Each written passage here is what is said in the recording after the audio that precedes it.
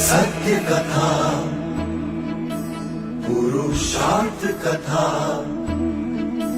सुनो सुनो सिद्धार्थ कथा।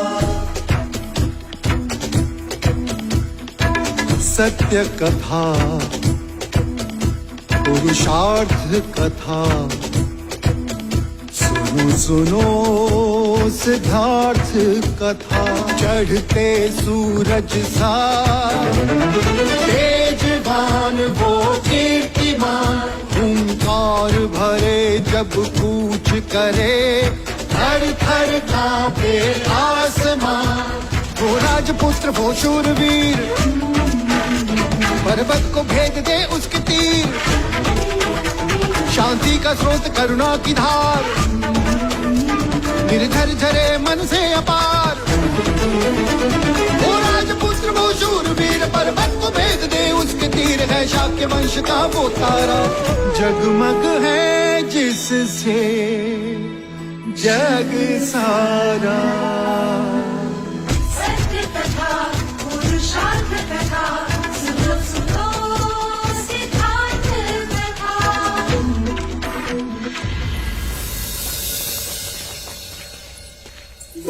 युवराज सिद्धार्थ, यशोधरा, इसे स्पर्श करो ताकि ये धन और ये धन ब्राह्मणों में बांट दिया जाए।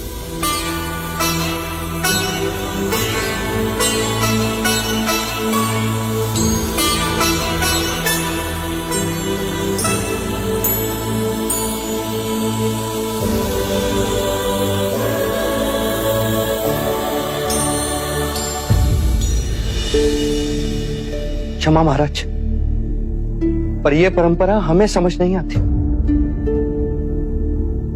कैसी परंपरा पुत्र?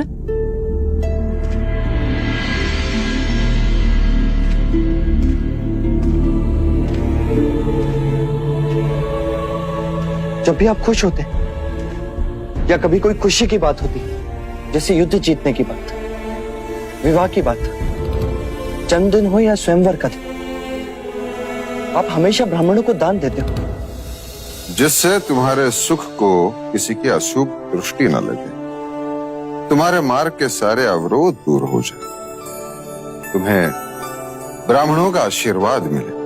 तो क्या ब्राह्मणों को दान देने से अवरोध दूर हो जाते हैं? निस्संदेह होते हैं। मैंने पहले भी कहा था और आज भी कहता हूं, ब्राह्मण धरा पर ईश्वर के प्रतिनिधि हैं। मनुष्य के मस्तिष्क पर उनका हाथ अभय कवच होता है। अरे, ये आपके पैरों को क्या हुआ विप? प्रातःकाल घर से चला था, मार्ग में ठोकर लग गई। अर्थात आप अपना ही हाथ अपने ही मस्तिष्क पर रखना भूल गए विप्र।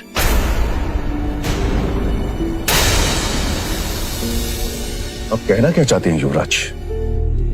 वही महाराज कि जो ब्राह्मण केवल मनुष्य के सर पर हाथ रखने से उसके मार्ग के अवरोधों को दूर कर सकता हो, उसे स्वयं ठोकर क्यों लगी? ये हमारा अपमान है महाराज।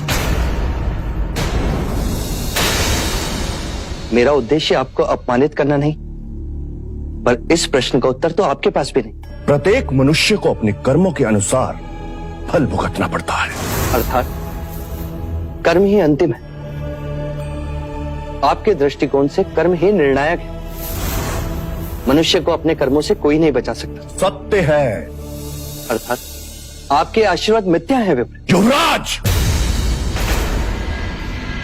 क्षमा विप्र, आप गुरु हैं, ज्ञानी, मुझे उद्दंड ना समझे, पर जब कर्म ही सब कुछ है तो वर्णों को इतना महत्व क्यों कि ब्राह्मण मस्तिष्क पर हाथ रखे तो आशीर्वाद और शूद्र छू भी ले तो अपराध?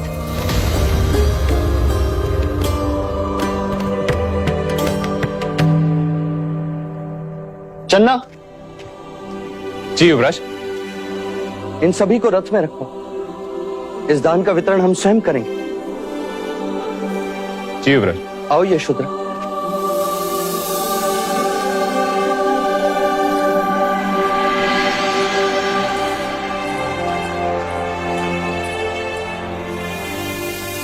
क्षमा आचार्य। युवराज सिद्धार्थ की जय, युवराज सिद्धार्थ की जय, युवराज सिद्धार्थ की जय, युवराज सिद्धार्थ की जय, युवराज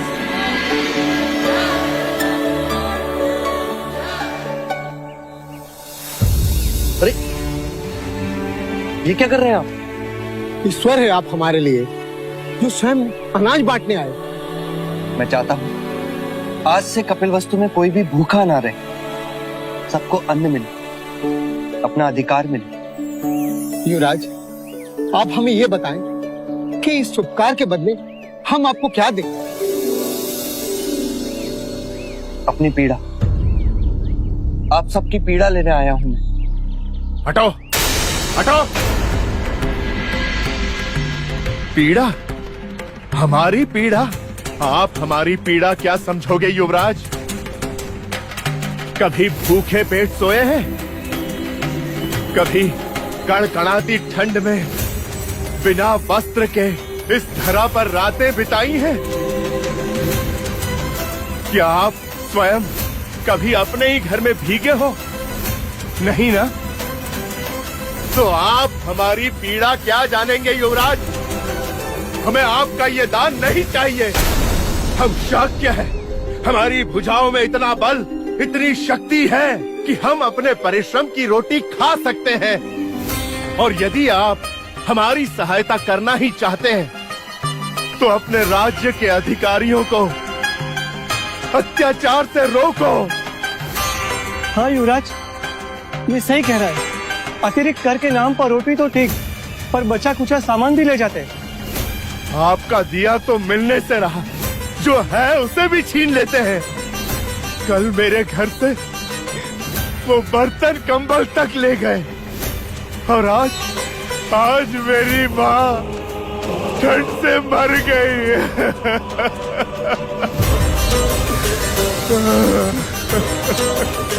इतनी क्रूरता! कौन है अधिकारी?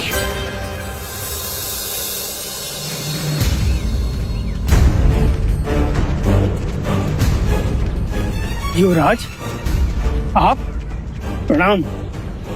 याचना सुनकर आए। प्रजा कहती है कि राज के अमलदार होकर भी तुम उन पर अत्याचार करते थे। कदापि नहीं युवराज।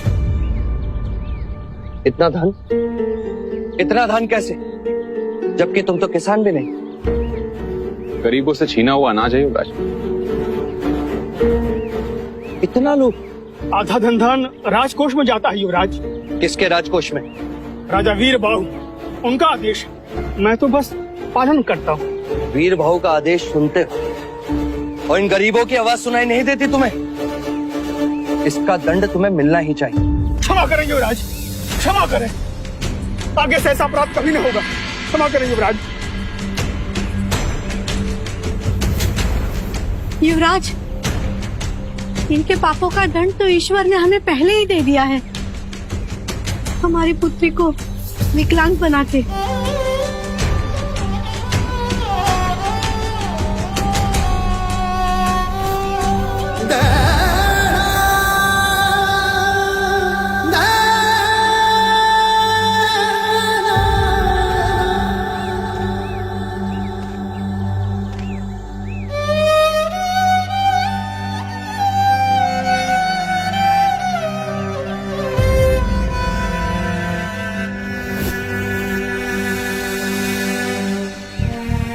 तुम्हारी पुत्री की विवशता ने आज तुम्हें दंडित होने से बचा ली। अब जिन हाथों से तुमने ये छीना है, उन्हीं हाथों से गांव वालों में इस अनाज को बांट दो। अवश्य युवराज, अवश्य। और आज इस गांव के प्रत्येक बालक को तुम स्वयं अपने हाथों से एक एक निवाला खिलाओगे।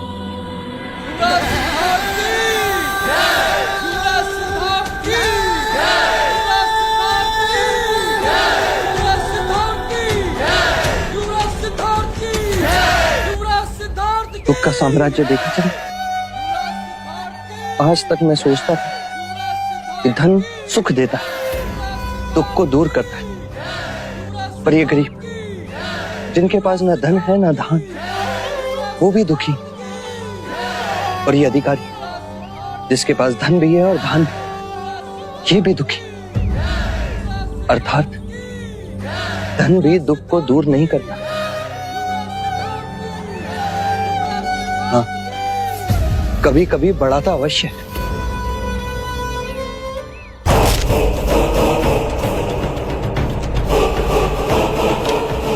कहो बांदुल, क्या है तुम्हारी उपस्थिति का कारण?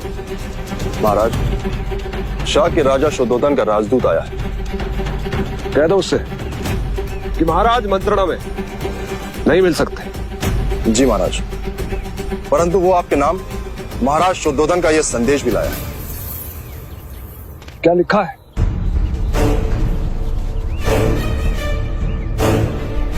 कौशल नरेश महाराज प्रसन्नजीत, युद्ध में आपकी पराजय के बाद हमारे और आपके बीच जो संधि हुई थी, उसके परिणाम स्वरूप आपने समग्र युद्ध खर्च देने का उत्तरदायित्व स्वीकार किया था। युद्ध में हुआ सारा खर्चा तुम हमें दोगे और साथ साथ ये वचन भी हम पर कभी आक्रमण नहीं करोगे। मैं वचनबद्ध हूं महाराज शुद्धोधन। जो शाक्य गणराज्य को शीघ्र ही अपेक्षित है, प्रत्युत्तर की अपेक्षा में मोहर शाक्य गणराज्य शिरोमणि राजा शुद्धोधन। उन्हें प्रत्युत्तर भेज दो बांदुल। इस समय सारा कौशल महाराज महाकौशल की मृत्यु शोक में डूबा है। इस समय हम संधि का उत्तरदायित्व निभाने में असमर्थ हैं। युद्ध खर्च नहीं दे सकते। जी महाराज। पर शीघ्र ही हम संधि के वचनों को पूरा करने का यथार्थ प्रयत्न अवश्य करेंगे। एक और युद्ध भेंट करेंगे।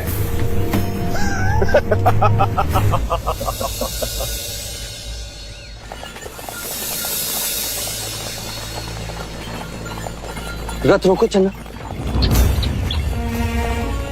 वो वहां कौन है?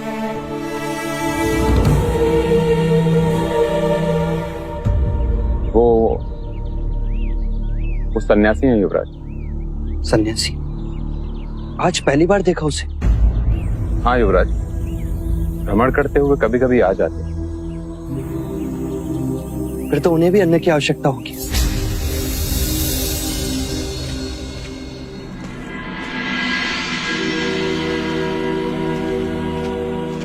प्रणाम। मैं शाक्य युवराज सिद्धार्थ हूं, आपको अन्न देने आया हूं। क्या कहकर पुकारूं आपको? कुछ भी कह ले। साधु, संत, योगी, तपस्वी, कुछ भी कह के पुकार सकता है। क्या मैं आपसे ये पूछने की दुष्टता कर सकता हूं कि आप रहते कहां हैं? ये सारा संसार ही है घर मेरा। और काम? काम तो संसारी करते हैं, सन्यासी नहीं।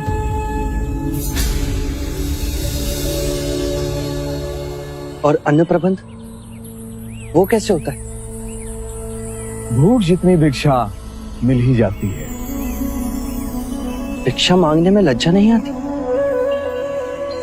अहम लज्जा को कुचल करके ही मनुष्य सन्यासी बनता है। और यदि किसी दिन कोई भिक्षा ना दे तो कोई शोक नहीं। ये प्रकृति इनकार नहीं करती। हवा कभी नहीं रुकती। जल तो मिल ही जाता है। वृक्ष फल देने से कभी भी मना नहीं करती। आप अपना समय कैसे व्यतीत करते हैं? मन को जीतने का श्रम करता हूं।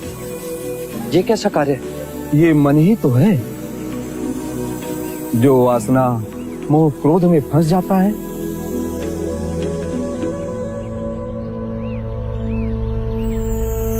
आप यहां से किस मार्ग जाएंगे? वो मैं नहीं, ये मार्ग ही सुझाएगा जहां आनंद मिले। राजन, ये धान तुम ले जाओ, इसकी मुझे कोई आवश्यकता नहीं। तुम अपने मार्ग चलो, मैं चला अपने मार्ग।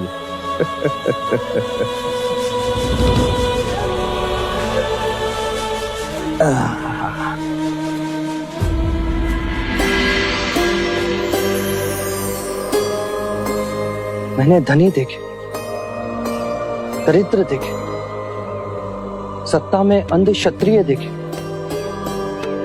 ज्ञानी ब्राह्मण देखे, पर ये कैसा जीवन जो कुछ ना होते हुए भी इतना सुखी।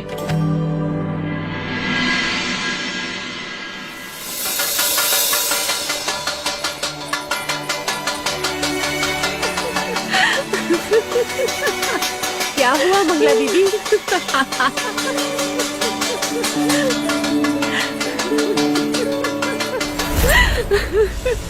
बात क्या है मंगला? खुशी का संदेश है, खुशी का, और ऐसी खुशी जिसके बारे में कोई कभी सोच ही नहीं सकता। पर ये तो बताओ मंगला काकी, संदेश क्या है? अरे ये शोर कैसा, क्या हुआ क्या?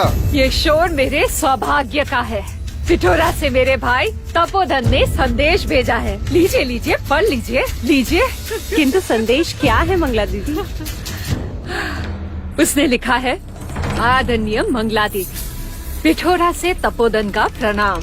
निवेदन केवल इतना है कि क्यों ना कपिल वस्तु और पिठोरा के बीच जो संबंध है उसे और घनिष्ठ कर दिया जाए। हमारी पुत्री रोहिणी के संग आपके पुत्र देवदत्त का विवाह कर दिया जाए। यदि आपकी और राजा द्रोणादन की इस संबंध से सम्मति हो तो हम मिलकर इस बात को मार्ग दे सकते हैं और विधिवत आपके और हमारे आदरणीय महाराज शुद्धोदन से हम इस विवाह प्रस्ताव की बात करें। अरे ये तो अति आनंद का समाचार है काकी माँ। मैंने पिठोरा की राजकुमारी को देखा है, वो बहुत सुंदर है। ज्येष्ठ की और उनकी जोड़ी खूब जचेगी। हमने तो कुलगुरु से उन दोनों की कुंडली भी मिलवा ली है। और पता है कुलगुरु ने क्या कहा? उन्होंने कहा कि इस विवाह से देवदत्त का भाग्योदय होगा। तुम केवल हाँ कह दो मंगला।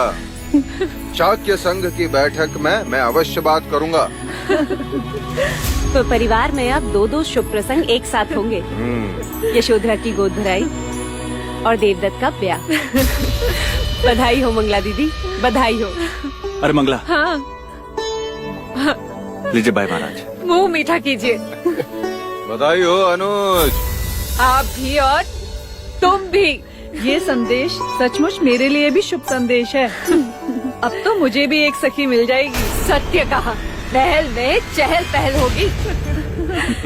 ये लो, तुम भी मुंह मीठा करो। और हाँ, जब मुंह दिखाई की बात हो तो अमिता दीदी को भी आमंत्रित करेंगे। अरे मंगला भाभी, आपने तो हम सभी का मुंह मीठा करा दिया, पर जिसके कारण ये हो रहा है उसे तो आप भूल ही गए। कुमार देवदत्त को भी तो खिलाइए। इसे तो स्वयं मैं अपने हाथों से खिलाऊंगी। बधाई हो देव। लो, मुंह मीठा करो। हाँ लो। दो माँ, मुझे नहीं चाहिए। इसमें क्या लजाना ज्येष्ठ, ऐसे अफसर बार बार नहीं आते। लो, खा लो। इस तरह मत खिलाओ माँ, कहा ना मुझे नहीं खाना कोई लड्डू वड्डू। खा लो देव।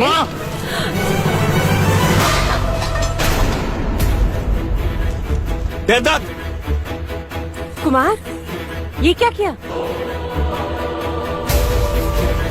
देव, देव!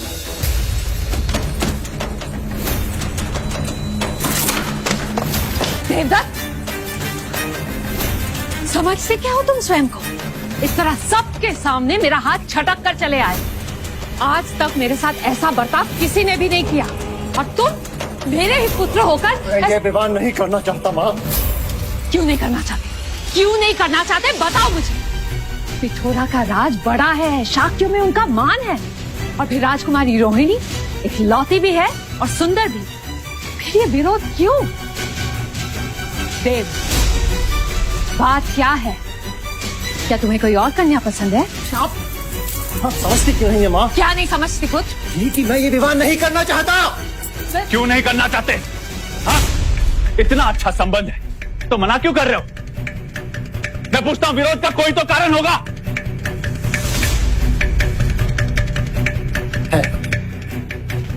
तो बताते क्यों नहीं? क्योंकि मैं आज भी यशोधरा से प्रेम करता हूं। मैं यशोधरा से प्रेम करता हूं। मैं यशोधरा से प्रेम करता हूं। मति भ्रष्ट हो गई है तेरी। तू जानता भी है तू कह क्या रहा है? वो तेरे अनुज सिद्धार्थ की अर्धांगिनी है, माँ बनने वाली है वो। तो क्या मामा, मैं उसे चाहता हूं।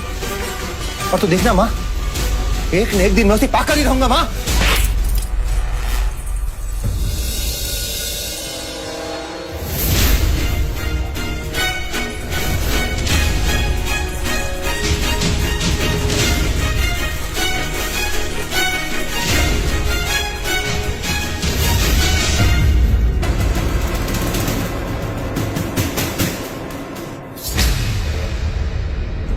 लज्जा नहीं आई तुझे ऐसी ओछी बात करते हुए? पुत्र, एक एक निवाला चांदी के थाली से तुझे खिलाया।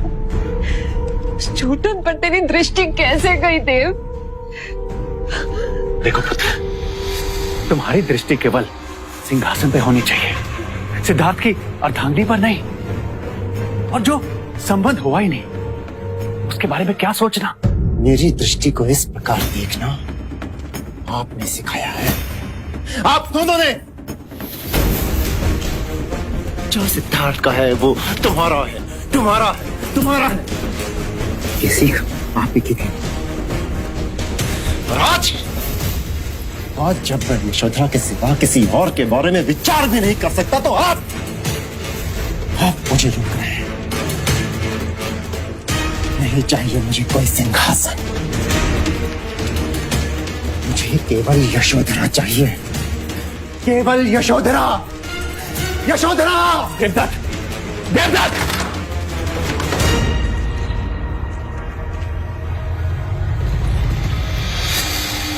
इसका विवाह शीघ्र करवाना होगा मंगला, अन्यथा किसी दिन इस महल में अनर्थ हो जाएगा। तुम राजा तपोधन को संदेश भेज ही दो।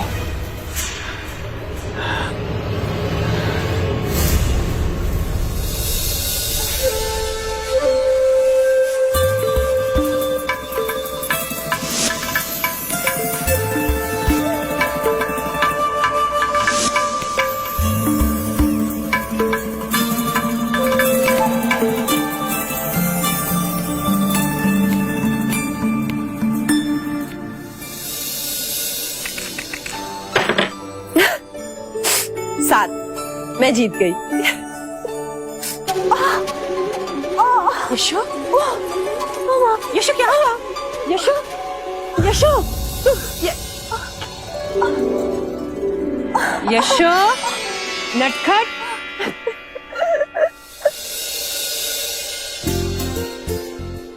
बताओ तो आ रही, हमारी संतान कैसी होगी? कैसी होगी अर्थात? देव या देवी? मैं चाहता हूँ गोपा, वो मनुष्य ही हो।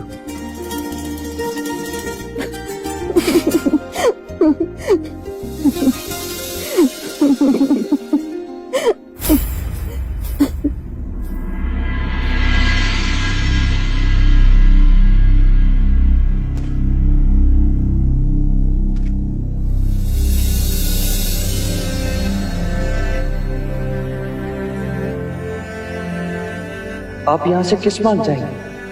वो मैं नहीं, ये मार्ग ही सुझाएगा जहां आनंद मिले।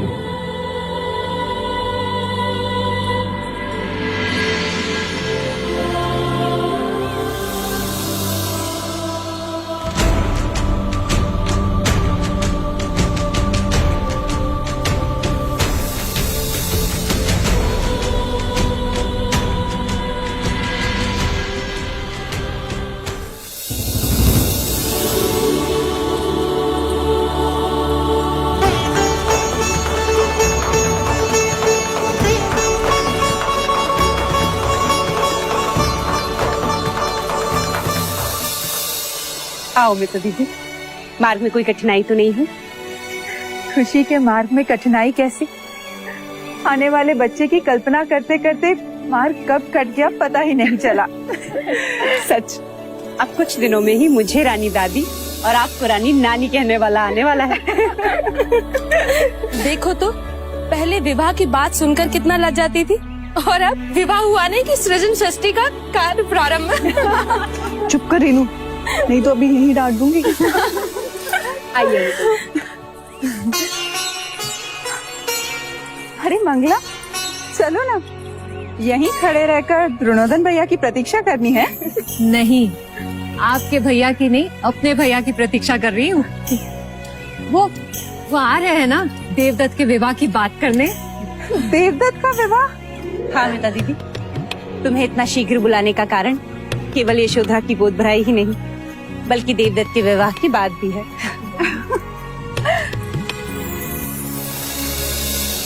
बधाई हो मंगला दीदी। वैसे कन्या है कौन? पिठोरा के राजा तपोधन, उन्हीं की सुपुत्री राजकुमारी रोहिणी। सुना है बहुत सुंदर है वो। तो हमारा देवदत्त कौन सा कम है? किंतु दीदी, तुम्हारे भैया तो संग समाप्ति के बाद ही आएंगे, उसमें तो बहुत समय है अभी। मुझसे भीतर रहा नहीं जाएगा। महादेवी, मुझे यही प्रतीक्षा करने दो। आप लोग चलिए ना, उनके आते ही मैं भीतर... अच्छा ठीक, तुम यही प्रतीक्षा करो, उनके आते ही हमें सूचित कर देना, हम सभी उनके स्वागत में उपस्थित हो जाएंगे। चलो रानी नानी माँ। सुस्वागतम। कपिल वस्तु में आपका स्वागत है, पधारिए। राजा द्रोणोदन, आपको हमारी ओर से कुमार देवदत्त के विवाह का प्रस्ताव तो अवश्य मिला होगा। हाँ राजा तपोधन, दोनों की कुंडलियां भी मिलती है। अब बस परंपरा के अनुसार आपकी और हमारे भाई महाराज के बीच औपचारिक बात हो जाए, बस इतना ही विलंब है। तो फिर सभा के उपरांत विधिवत हम महाराज शुद्धोदन से इस संबंध की चर्चा करेंगे। अवश्य आपका स्वागत होगा। चलिए पहले ये सभा तो समाप्त हो जाए, आइए। महाराज शुद्धोदन की, महाराज शुद्धोदन की। पिछली सभा में लिए निर्णय के अनुसार हमने कौशल नरेश महाराज प्रसन्नजीत को युद्ध के खर्च देने की बात याद दिलाने के लिए दूत भेजा था, पर महाराज प्रसन्नजीत युद्ध खर्च देने से मना कर दिया। अर्थात उन्होंने संधि का उल्लंघन किया है, अपनी अधम राजनीति का परिचय दिया है। अर्थात अब हमें महाराज महाकौशल से बात करनी होगी। और हमें ये अशुभ समाचार भी मिला है कि महाराज महाकौशल का देहांत हो गया है।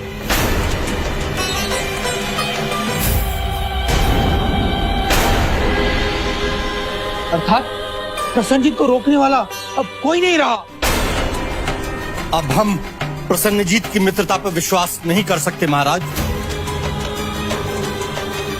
हमने तो आपको युद्ध भूमि में ही कहा था महाराज कि युद्ध खर्च ले लो या उसे बंदी बना लो। आप नहीं माने। आप पर विश्वास करके हमने आपके पक्ष में युद्ध किया, मतदान भी किया, किंतु आपकी मनमानी के कारण आज सभी शाक्य राजाओं के राजकोष समाप्त हो चुके हैं। अब आप ही बताइए महाराज, हम क्या करें? इतना ही नहीं, आपके युवराज सिद्धार्थ हमारे राज्य में आकर हमें अपनी ही प्रजा से कर लेने से रोक रहे हैं। क्यों ना रोको? आप राजा हैं और अपनी ही प्रजा पर अत्याचार कर रहे हैं। प्रजा से कर लेना राजा का अधिकार होता है, अत्याचार नहीं। और युद्ध के बाद अतिरिक्त कर लेना अधिकार नहीं, दुराचार है। चलिए मान लेते हैं कि हम प्रजा के साथ दुराचार कर रहे हैं, लेकिन इस दुराचार का कारण कौन? इसका कारण आप हैं युवराज, आप। राजा तपोधन, क्षमा कीजिए महाराज, लेकिन राजा दंडपानी ने पहले ही कहा कि हमें कौशल का आधिपत्य स्वीकार कर लेना चाहिए, तो आप उससे सहमत नहीं थे। आपकी गलत राजनीति का बोझ आज पूरे शाक्य गणराज पर भारी पड़ रहा है महाराज। कल यदि प्रसन्नजीत पुनः आक्रमण करेगा तो अनाज कहां से लाएंगे? बिना धन के धातु कहां से खरीदेंगे? और शस्त्र कैसे बनाएंगे? बताइए कैसे बनाएंगे हम? तो इसका अर्थ ये तो नहीं कि आप अपनी ही प्रजा पर कोड़े बरसाएंगे, उन्हीं का घर लूटेंगे? क्या सत्य है? मैंने स्वयं देखा है कि किस तरह आपके सैनिक एक वैश्य व्यापारी पर बीच चौराहे कोड़े बरसा रहे थे। और आपके अधिकारी? यह आपत्ति काल है युवराज। यदि हमने इस समय दूसरे युद्ध की तैयारी नहीं की तो हम सभी दास बन जाएंगे। और दासत्व का अनुभव तो आपके राज्य में आपकी प्रजा कर ही रही है। मर्यादा में रहिए युवराज। आप ये भूल रहे हैं वो मेरा राज्य है, मेरा।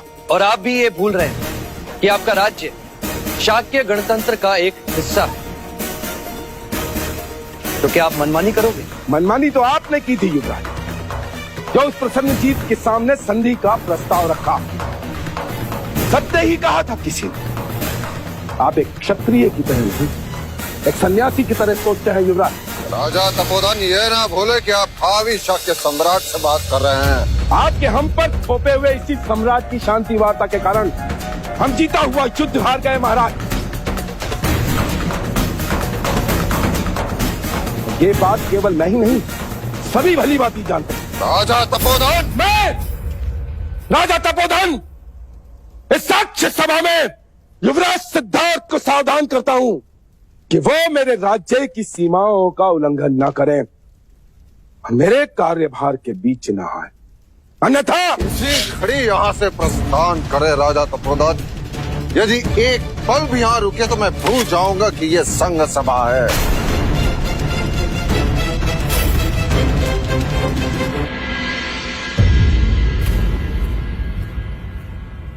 मैं अपने इस अपमान को कभी नहीं भूलूंगा महाराज।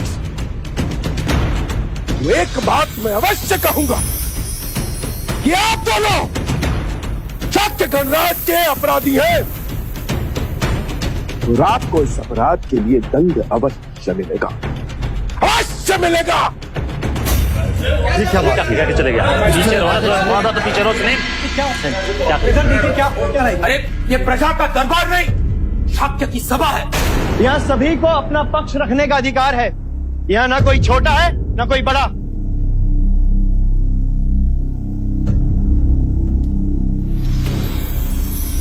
महाराज, राजा तपोधन के विवाद के शब्द अनुचित थे पर अर्थ उचित था। अब आप ही को कोई न कोई उपाय सुझाना होगा महाराज, अन्यथा संघ राज के नियम अनुसार आपकी जगह उसे लेनी होगी, तो इस आपातकाल से मार्ग निकाले।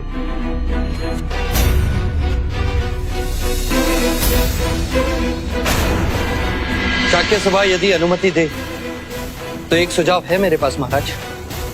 कहो युवराज। क्यों ना हम शाक्य रोहिणी नदी पर एक ऐसा सेतु बनाएं जहां से हम पश्चिम भारतवर्ष से व्यापार कर सकते हैं। परंतु इससे क्या लाभ होगा? कौशल के रास्ते जाने की आवश्यकता नहीं पड़ेगी और इस मार्ग का प्रयोग हम मगध को भी करने देंगे। मगध को? जी, ये मार्ग कई योजन छोटा होगा और इस मार्ग से उनके कई दिन बचेंगे। उन्हें समय का लाभ होगा और हमें आर्थिक। वो कैसे? हमारे इस मार्ग का उपयोग करने के प्रतिफल में हम मगध से चुंगी लेंगे, जिससे हमारे राजकोष को आर्थिक लाभ होगा और इस व्यवस्था से एक और अप्रत्यक्ष लाभ होगा महाराज। कैसा लाभ? प्रसन्नजीत के संभावित आक्रमण से हमें मुक्ति मिलेगी और मगध नरेश राजा बिंबिसार हमारे साथ होंगे, जो कि प्रसन्नजीत के बहनोई। तो प्रसन्नजीत उनके विरुद्ध कभी नहीं जाएगा। महाराज, युवराज का सुझाव अति प्रशंसनीय है। महाराज, युवराज का ये प्रस्ताव हम सबको मान्य है। परंतु प्रश्न ये है कि इस नए मार्ग का प्रस्ताव लेकर मगध नरेश बिंबिसार से मंत्रणा करने जाएगा कौन?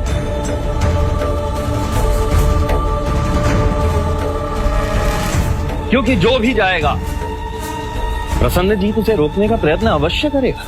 पर प्रसन्नजीत को कैसे पता चलेगा कि हमारी मंत्रणा का उद्देश्य क्या है? क्योंकि सुना है कि प्रसन्नजीत के गुप्तचर हमारे राज्य में है। तो फिर मगध नरेश महाराज बिंबिसार से मिलने कौन जाएगा? मैं जाऊंगा।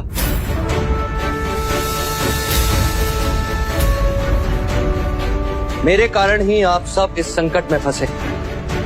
अब मैं ही आप सबको इस परिस्थिति से पार उतारूंगा, और वो भी बिना युद्ध के।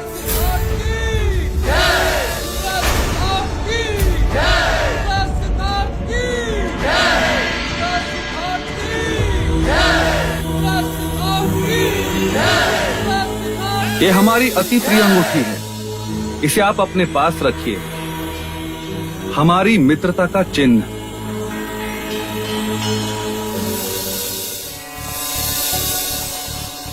ये द्वार पर क्यों खड़ी हो मंगला? खुशी का स्वागत करने। आप तो जानते हैं देवदत्त के विवाह की बात करने के लिए तपोधन भैया आ रहे हैं।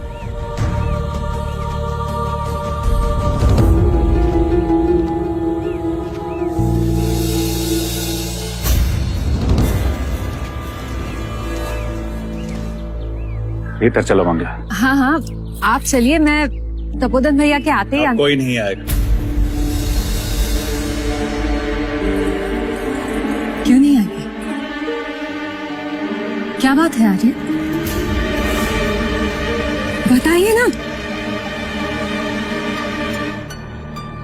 उन्होंने संदेश भेजा तुम्हारे लिए।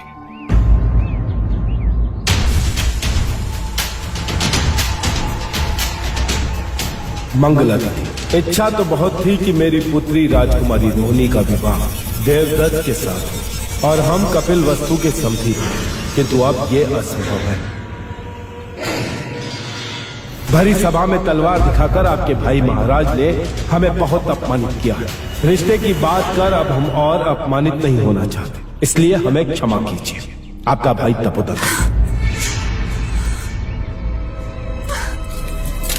मंगला, मंगला,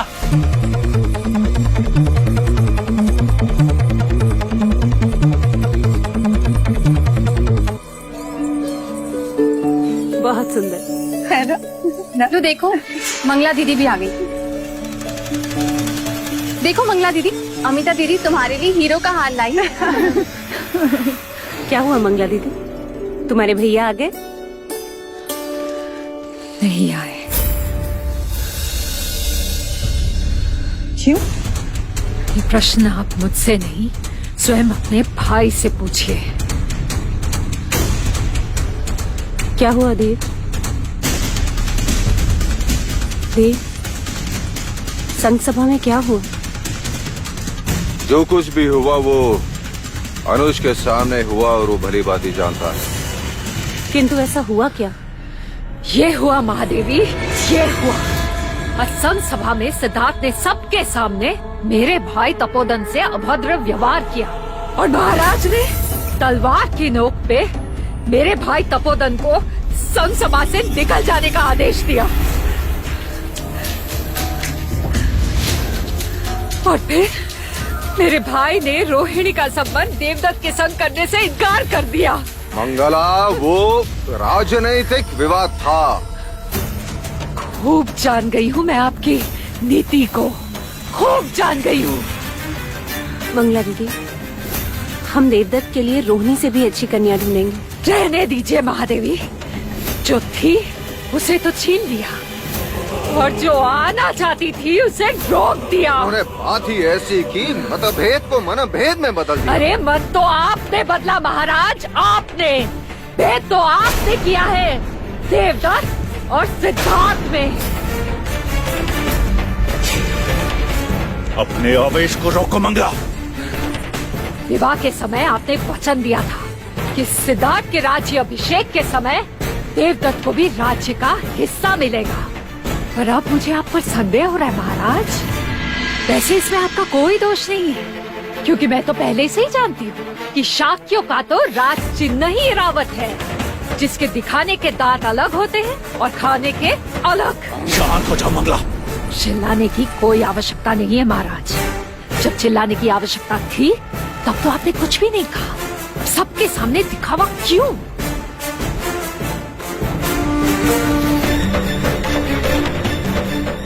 जा रही हूँ।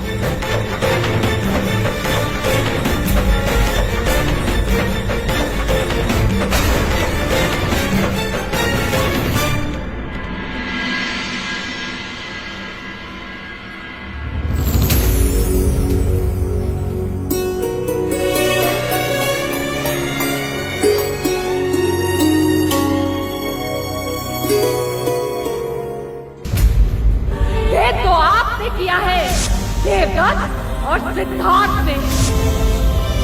युवराज सिद्धार्थ को सावधान करता हूं कि वो मेरे राज्य की सीमाओं का उल्लंघन न करे, मेरे कार्यभार के बीच न आए।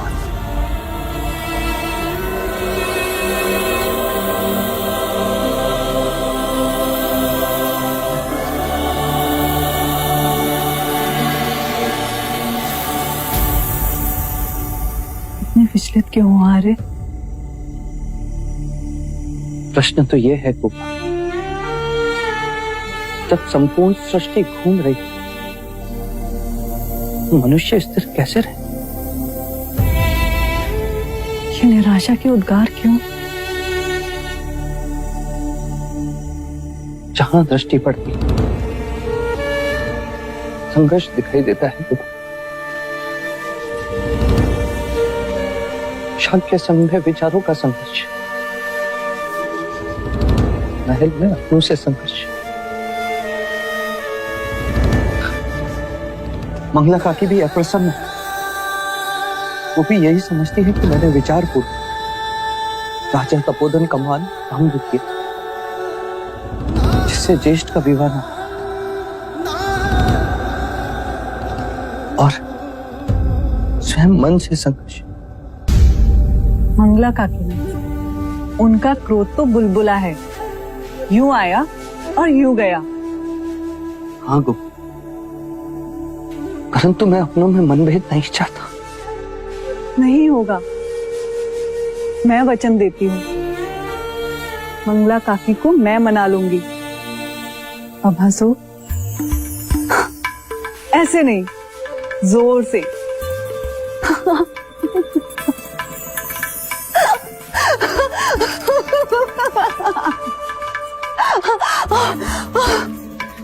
क्या हुआ गोपा? कुछ नहीं, ये कह रहा है हंसो मत, मैं विश्राम कर रहा हूँ माँ।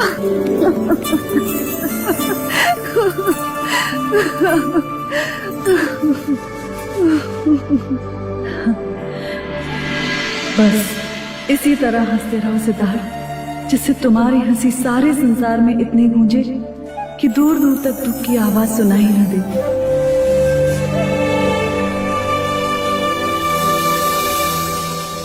सत्य कथा, पुरुषार्थ कथा, सुनो सुनो सिद्धार्थ कथा।